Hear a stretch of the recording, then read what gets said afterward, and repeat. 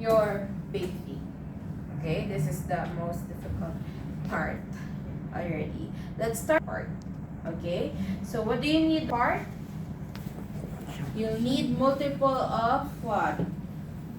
Underpads, maybe 4 pieces. You will need fresh towels.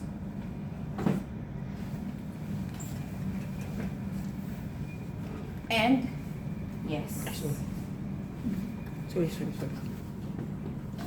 you will be needing this one, 2 basins.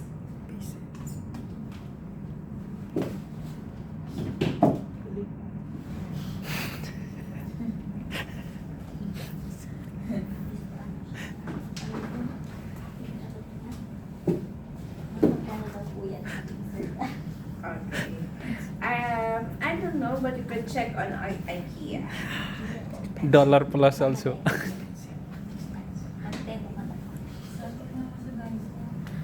Okay. And you will be needing. Oh my god. That thing. You will Actually, be we didn't know needing- there is a water. Sorry. What? No, I saw it. I thought it was 2 rainwater. buckets. Okay. Yeah, 1 second.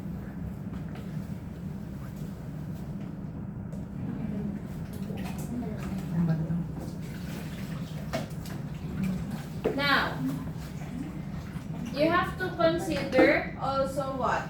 Do you have to consider the temperature of the water? Yes? Yes. Yes. You have to consider the temperature of the water. One- I'm looking, I have there. Are these yours? No. It's okay. To whoever is this, thank you so much Thank you. for leaving it.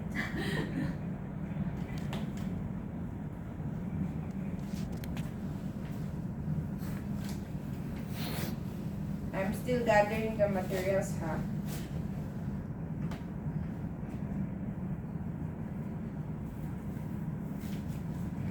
Do you have your hair dryer with you? Oh, it's okay. No worries.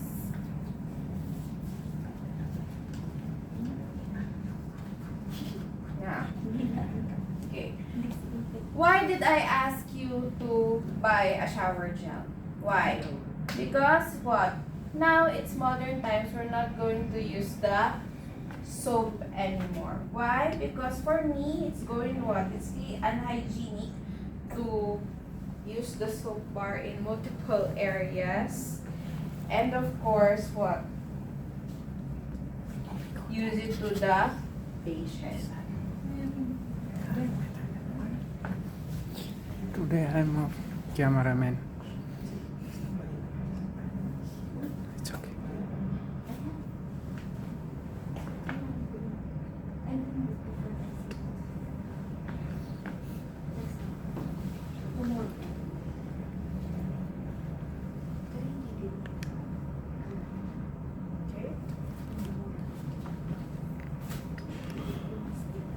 Okay.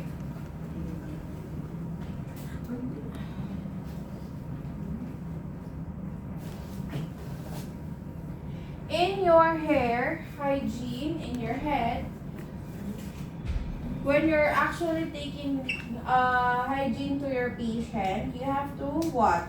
Wear the proper PPE. What's the proper PPE? Your gloves, your gown, and of course your Face mask. face mask. No.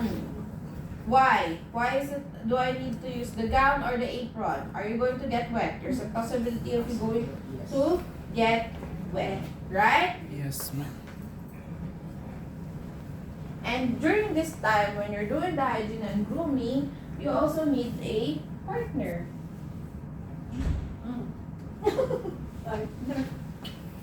Hi, partner.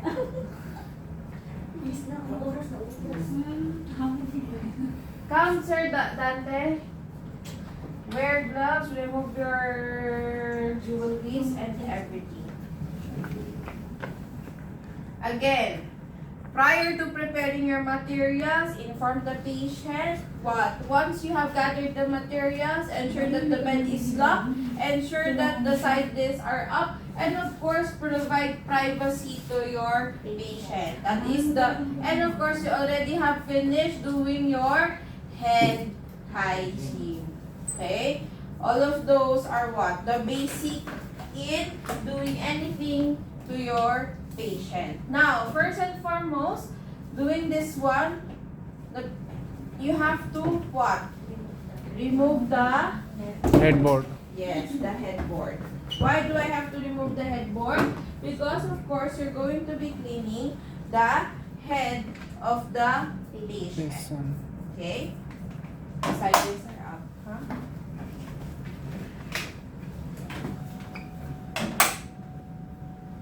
So during this time, we have to position the patient in supine position. What else? Do I have to raise the patient's bed on my comfortable position? Yes. And during this time, Sir Dante is going to lift the patient's shoulder because we're going to remove what? The pillow and put it to where? To the couch or where that anything that you could put it on. Next, while that is on the couch, Sir Dante is now going to lift the patient's head so that I could put on the what? The underpad and of course. Okay, this is not a salvavidas, sir. Oh my gosh. Okay. It's a portable head wash. My gosh. Okay. So we could put the portable head wash. Why do you need the what do you call this? Another empty bucket so that for you to drain the water. And of course, always keep your other items near or beside you. Okay? And that is why you also have this one, your trusty what? What? Jug, jug. Kasi pangalan ko. Oh my gosh, ratan. Please. We call this. Yeah. What do you call this in English? I forgot. Jug. Huh? Huh? Glass? Cup. Jug. What do you need? Is a cup. Google, please. Yeah, I know it's a jug as well. But a jug is used Take a for picture and juice. stop.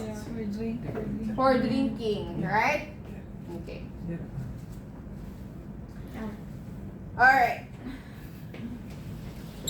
This is for clean. The other one is yes, for the soap. Exactly. Okay.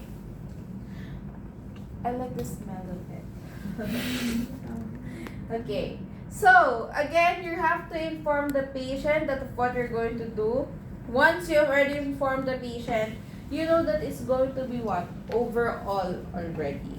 So, when you're starting with the head part of the patient, you have to already had your soap ready with the shampoo. And you have to what? Yung power bank mo, dito ko na lang kasi nakalock doon sa kabila. Ha? Okay, where are they? Umuwi na sila. Even Renzi? Pakay natin si Idol. Okay. So we will go na, no? Okay. Oh, wait, also Ivan? Yes. I don't have a lock on the room. Bigyan kita. Wala ka choice. Bigyan kita, bakit yun? Hindi ka ano. My bag is there? Saan? On the other, on the... Sa kabila? Yeah. Sa on the- 15? No, on Dito? The, yeah. Okay. So, you have to what? Wash the head of the patient. Wow, I forgot something. Close. No. Eyes Do you area. have another one? Cover. Yes. Eye cover. Eye. Why? So, Yes. So that we could protect the patient too. Do not forget it as well, okay? See, we're not tackling the difficult parts because this is very difficult. Okay? Again, what? If this is a real life person, what? You're going to what? To wet the head of the patient. And Until- need protection for the ears. What's Sa room namin. So listen very carefully. charity. Ano ginagawa mo dyan? Okay? Why don't you pour Tapos this puro one ilangan mo sa so that gagawin mo. you could be my assistant there? Thank you, ma'am. Di mo talaga. Yeah, please do so. Do I? No need. I'm the one who's going to do it. Okay? Just pour the water. Pour the water and of course gently massaging the head of the patient. Now I did this in my other class. We did this on a real life person. I see picture. Yeah. Yeah. The video. Hindi, mas maganda kasi. To be Yeah, honest. so that's because you could get a feel of it. But since all of you are you're only four, That's right. Inglesan pala. Wala akong time sa inyo. since you're only four, what? We're going to do it to feel. Okay? Once it's okay now. Once that the head is fully soaked and with shampoo, you, of course, you gently what? Very good. You use this one. You take the brand. Okay? You gently massage what? That one is perfect. Yes, gently massage the head of the patient. Not scratching, massage only. Do we need to put some protection into the ears? No need. Because if you're going to just pour here, the rest of, if it's a lady, it has a long hair, it will be here on the basin.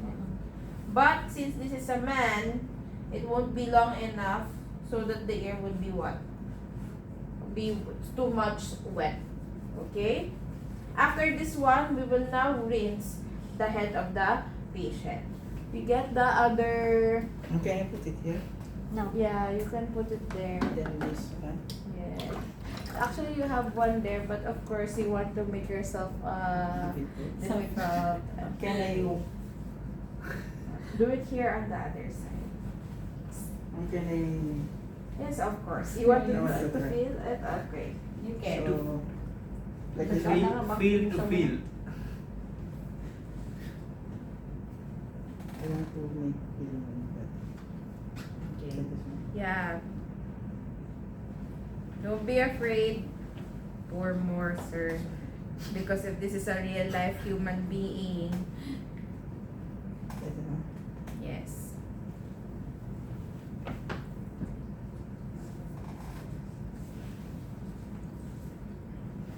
Don't forget the nape of the patient, huh? Ma'am, how many minutes per batting? Usually your batting, it really is 1 hour if it's two of you.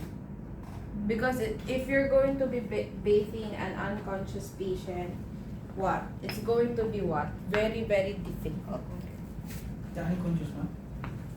Unconscious. Unconscious. Wait, give me a few minutes. Iba yung ano dapat. Kasi malikot. Okay, Diba? mas mahirap kasi, Talaga? oo, Hindi ko pa na-try. kasi yung conscious, makita din mo very Why are you shaking into the voice? Because it's so hard. Oo, Yeah. napili-pili mo siya. Ang dami nang napag-agree nito, kinawawa siya. I feel sorry for Pilimon. See, it's broken down. So many graduates. Yeah, they because of broke him. him. They don't care. Hindi ko alam na ganyan pala yung mga ano eh. This one's Medical, ano, na pwede siyang tanggalan ng mga parts niya. Tapos nakikita yung chest niya. Okay.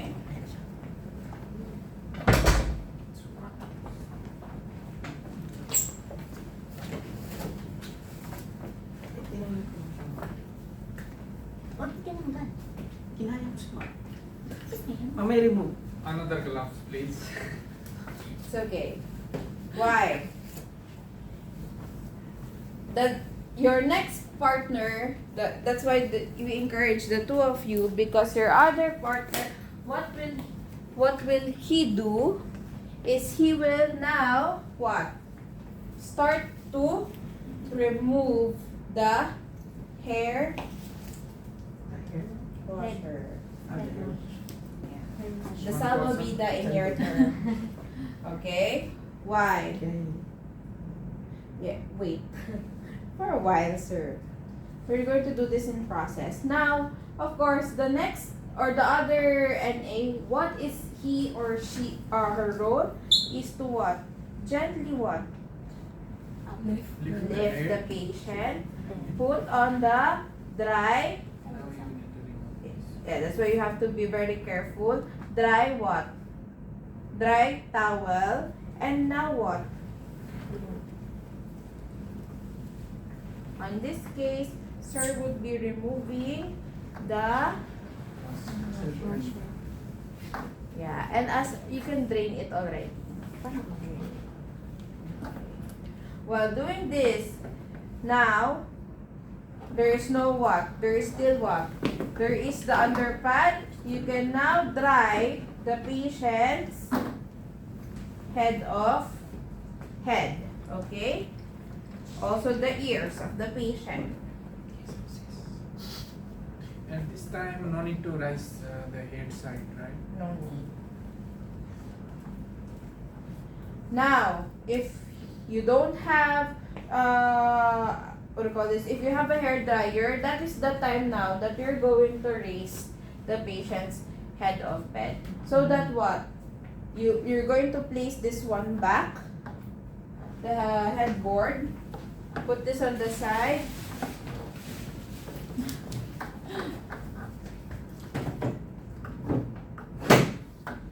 Change gloves.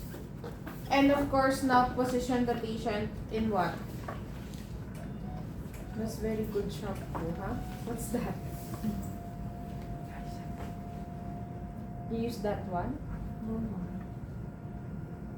I'm going This to is the buy now. cheapest. I knew it. The cheapest. Where did you buy it? Five four. That's Check why for the brand city is center. Denim. Because it is the cheapest. Okay. From this time, we're going to adjust the bed, change the gloves, and of course, what? The next thing that you have to do, blow dry the head of the patient. Okay? Are we clear? When we are using hair dryer, that time we need to cover still face or no need? Yeah, we can now remove this one. Okay? Okay, we're now finished on your head part. We're now going to go with your face. With your face. Okay? Now, if you have watched the video that I have said, if you have watched Sir Dante, did you watch? Yes, you did. You did that. Huh? What did you do? The other video. The other video you have watched. Okay. So, in a semi-Fowler's position, or in a high Fowler's, but usually semi-Fowler's, just enough for you to what? What did it say? Do we need this one? Yes. Yeah.